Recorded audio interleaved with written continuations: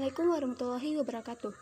Halo teman-teman, di sini saya akan membahas pembelajaran tentang Kingdom Plantae dan Kingdom Animalia. Pertama, saya akan membahas Kingdom Plantae. Seperti yang kita tahu, Kingdom Plantae atau yang lebih dikenal dengan tumbuhan ialah salah satu organisme eukariotik, multiselular dengan dinding sel dan klorofil. Klorofil adalah zat hijau daun yang berfungsi dalam proses fotosintesis, sehingga tumbuhan mampu membuat makanannya sendiri atau autotrof. Adapun ciri-cirinya sebagai berikut. Yang pertama, tubuhnya tersusun atas banyak sel atau multiselular. Yang kedua, memiliki dinding sel dari selulosa. Yang ketiga, memiliki klorofil A dan B untuk fotosintesis. Yang keempat, menyimpan cadangan makanan berbentuk amilum. Dan yang kelima, sifatnya autotrof karena bisa membuat makanan sendiri. Plantae juga memiliki klasifikasi yang terbagi menjadi 3 divisi, yaitu Bryophyta atau tumbuhan lumut, Pteridophyta atau tumbuhan paku, dan Spermatophyta atau tumbuhan berbiji. Mari kita bahas satu persatu. Yang pertama, Bryophyta atau tumbuhan lumut. Bryophyta tidak mempunyai organ sejati seperti batang, akar, atau daun, serta tidak mempunyai pembuluh angkut xilem dan floem. Bryophyta mempunyai suatu rizoid kecil yang membuatnya dapat menempel di tanah. Berikut ciri-ciri Bryophyta. Yang pertama, melekat pada substrat oleh rizoid yang uniseluler atau multiseluler. Yang kedua, memiliki struktur seperti akar, batang, serta daun dan tak memiliki struktur vegetatif yang sebenarnya. Yang ketiga, tumbuhan tak memiliki sistem vaskular. Selanjutnya, jenis-jenis Bryophyta. Yang pertama, Bryopsida atau lumut daun. Yang kedua, Hepaticopsida atau lumut hati. Dan yang ketiga, Anthokeratopsida atau lumut tanduk. Selanjutnya, saya akan membahas Pteridophyta. Pteridophyta atau tumbuhan paku telah mempunyai jaringan pengangkut atau kormus dan organ sejati. Tumbuhan paku berproduksi secara aksesual dengan spora. Tumbuhan ini mengalami metagenesis. Adapun ciri-cirinya yaitu memiliki akar, batang, dan daun sejati, berakar serabut, batang bentuk rizoma, memiliki pembuluh angkut, tulang daun menyirip, tidak memiliki bunga, dan berproduksi dengan spora. Selanjutnya, jenis-jenis Pteridophyta. Yang pertama, paku sejati atau Pteriopsida. Jenis ini memiliki batang, akar, dan daun sejati. Yang kedua, paku purba atau Psilopsida. Jenis ini menghasilkan satu macam spora atau homospora. Yang ketiga, paku ekor kuda atau Sphenopsida. Jenis ini disebut ekor kuda karena bentuk batangnya yang mirip ekor kuda. Yang keempat, paku kawat atau Lycopsida. Paku kawat dapat menghasilkan 2 macam spora atau heterospora. Yang terakhir, saya akan membahas Spermatophyta. Spermatophyta atau tumbuhan berbiji merupakan kelompok tumbuhan yang memiliki ciri khas, yaitu adanya suatu organ yang berupa biji. Biji merupakan bagian yang berasal dari bakal biji, dan di dalamnya mengandung calon individu baru, yaitu lembaga. Berikut ciri-cirinya. Yang pertama, memiliki biji sebagai alat reproduksi. Yang kedua, termasuk dalam kelompok Kermophyta berbiji. Yang ketiga, memiliki alat kelamin yang jelas dan bisa menghasilkan embrio. Yang keempat, bersifat fotoautotrof. Yang kelima, memiliki berkas pembuluh. Dan yang keenam, habitat di darat dan ada juga yang mengapung di air.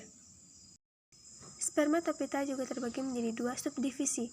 Yang pertama, Angiospermae atau biji tertutup, dan yang kedua, Gymnospermae atau biji terbuka. Angiospermae dibagi menjadi 2 kelas, diantaranya yaitu monokotil atau tumbuhan berbiji yang berkeping 1, dan dikotil yang memiliki 2 daun lembaga. Gymnospermae juga terbagi menjadi 4 kelas, yaitu Gyngoginae, Cicadinae, Gdentinae, dan Coniferinae. Baiklah, sekarang kita masuk pada Kingdom Animalia. Seperti yang kita tahu, Kingdom Animalia merupakan hewan organisme eukariotik atau organisme dengan sel kompleks dengan multiseluler. Walau memiliki sel kompleks, hewan tidak memiliki klorofil atau zat hijau seperti tumbuhan. Hal itu menyebabkan hewan tidak bisa memproduksi makanannya sendiri seperti tumbuhan. Adapun ciri-ciri kingdom Animalia sebagai berikut. Yang pertama, makhluk hidup multiseluler atau memiliki banyak sel. Yang kedua, bersifat heterotrof atau tidak bisa membuat makanan sendiri. Yang ketiga, memerlukan oksigen. Yang keempat, memiliki sel otot untuk bergerak dengan sel saraf untuk merasakan melalui indera yang dimiliki. Dan yang kelima, melakukan reproduksi seksual atau melalui perkawinan. Animalia juga memiliki struktur yang terbagi menjadi 3. Yang pertama, simetri tubuh, yang kedua, lapisan tubuh, dan yang ketiga, rongga tubuh. Kita akan membahas simetri tubuh terlebih dahulu. Simetri tubuh terbagi menjadi 2, yaitu simetri bilateral dan simetri radial.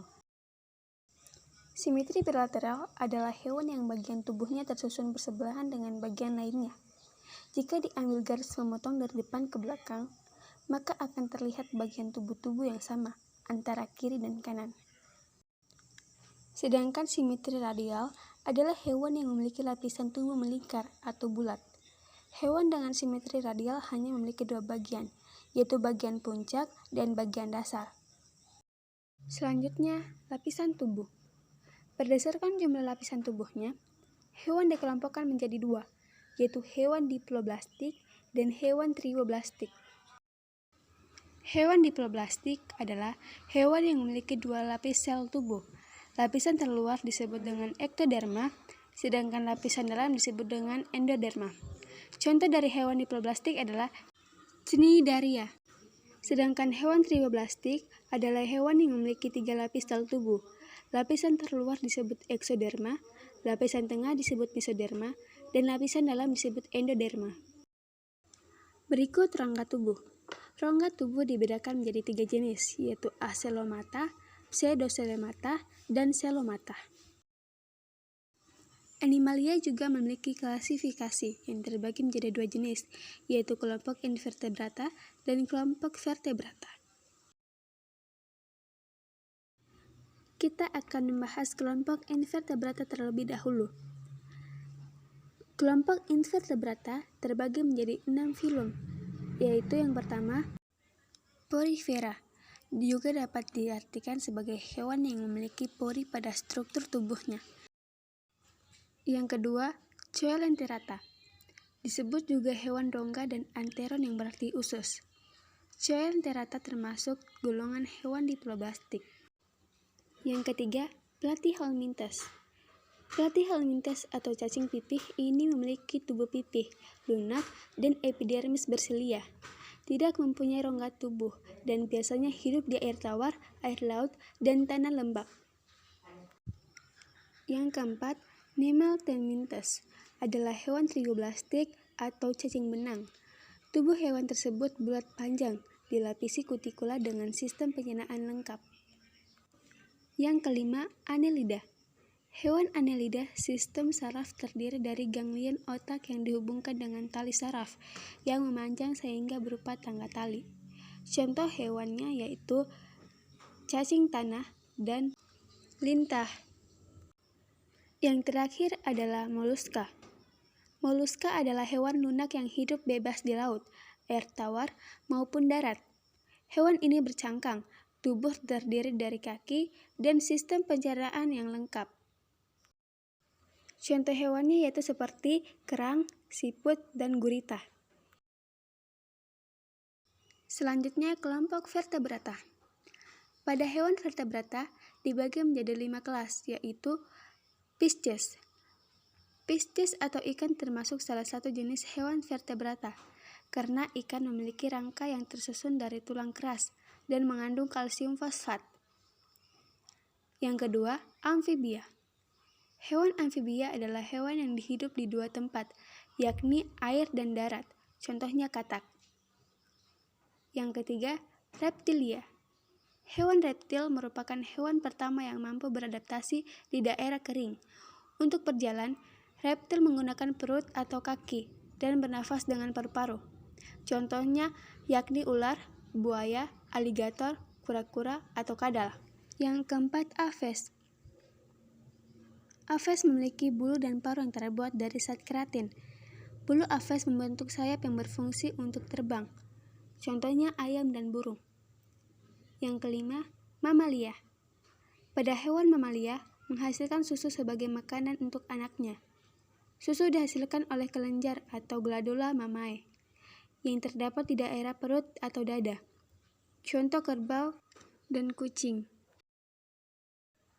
Itulah tadi pembahasan tentang kingdom plantae dan kingdom animalia. Selanjutnya, saya akhiri. Wassalamualaikum warahmatullahi wabarakatuh.